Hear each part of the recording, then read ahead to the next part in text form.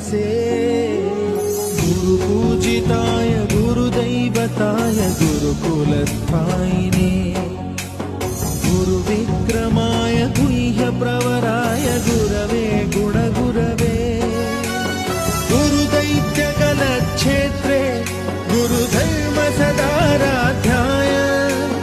गुरुपुत्र परित्रात्रे गुरुपाखण्डखण्डकाय